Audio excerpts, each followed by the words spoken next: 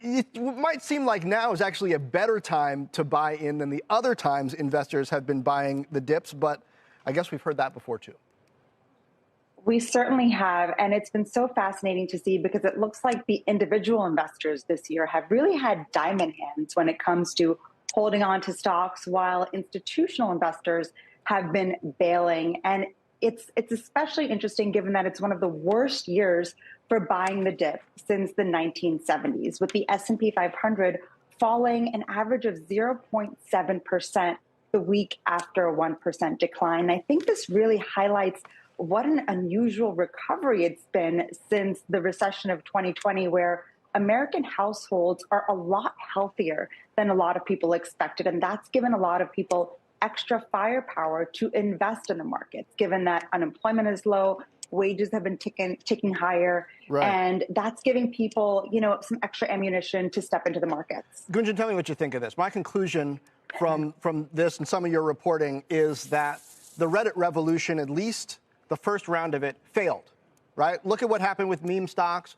Look at what happened with crypto. Look at how retail investors have been trading, buying the dips this year. To me, the mark of whether it was successful was going to be, can the individual investor community come up with the right kind of research that makes them smarter and not just short-term minded? That doesn't seem to have happened.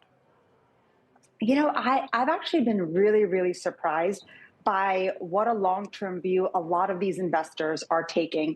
And, I think this is very different from the Reddit activity, where I've been hearing several things from investors. One, a lot of them aren't on Reddit, on Wall Street Bets anymore. And a lot of these investors that are turning to ETFs, mutual funds this year, right?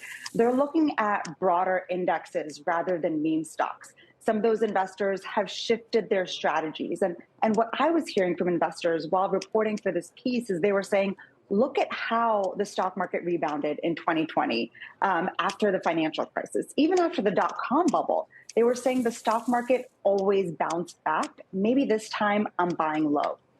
So, Gunjan, one question. I go on Reddit quite a bit. I cover meme stocks here at CNBC. So one thing I've noticed is that people are putting a lot more research onto those Reddit boards. There's a lot more people doing, macro takes on things and really dissecting stocks. But on the other hand, you're mentioning people have diamond hands, but there just haven't been the gains. It's hard to not have diamond hands when there's no gains. You're going to sell into a loss. Is that also a big factor?